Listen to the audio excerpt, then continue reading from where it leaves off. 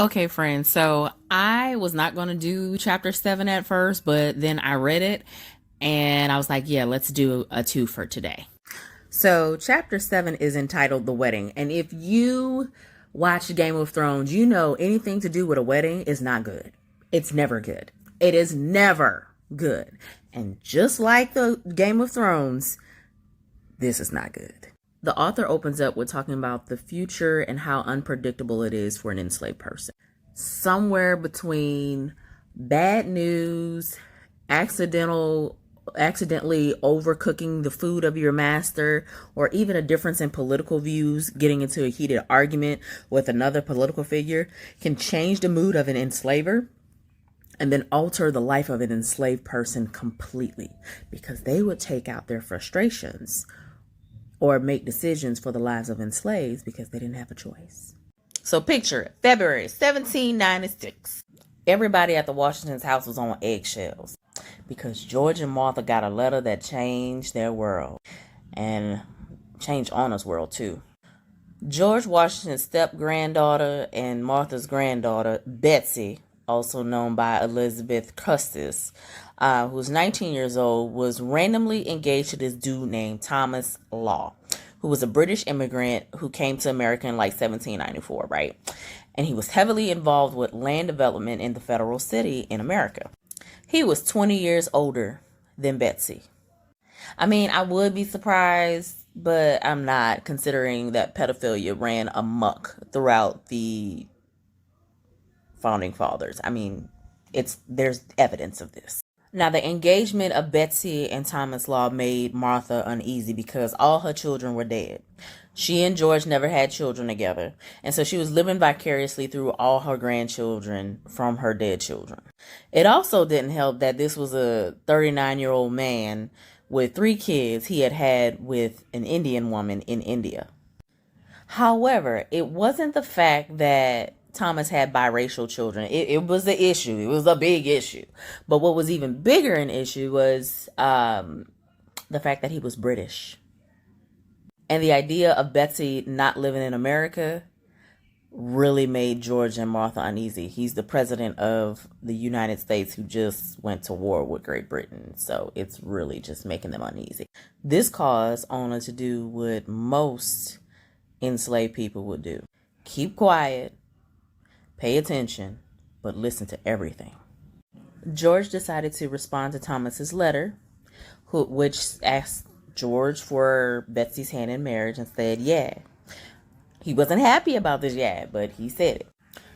George also threw in this letter that y'all gonna stay here in America. Ain't no Great Britain. Now, Martha was fronting in front of everybody. She's like, oh, yeah, girl, we excited about getting married. Girl, just gotta get married and marry her. But behind closed doors, Martha was like, listen, this heifer done lost her mind. Martha was fronting hard. To the point that she told her friends and family she was dissatisfied, and I guess rumors got out and it got to other political figures.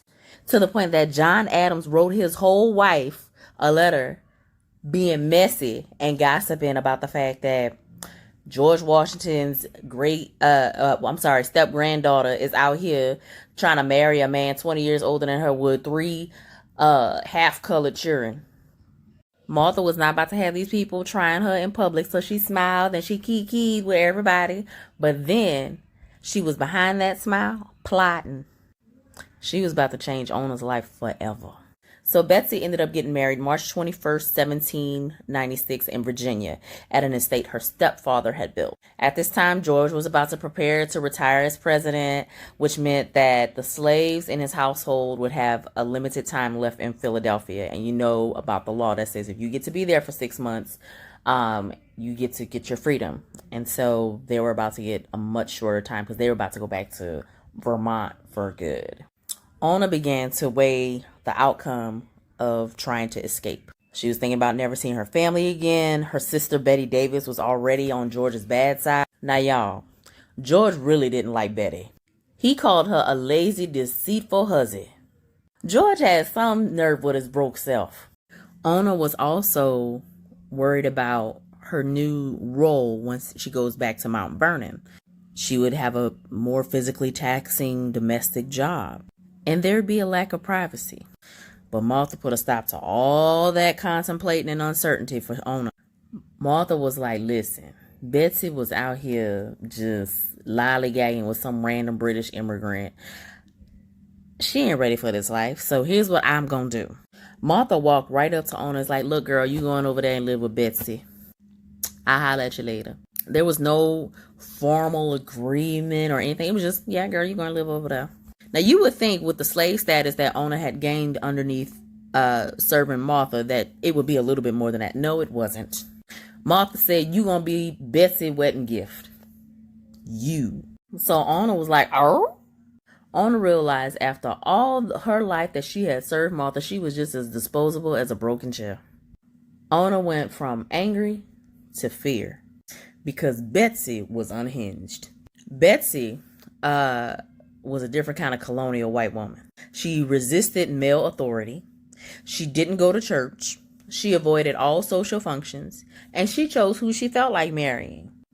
Now, George was amused by this, but if you were an enslaved person, that's not cool because you don't know whether your enslaver is going to be happy today or she going to be mad today. It's too crazy for them to know what kind of mood she would be in, and that could change their livelihood in an instant.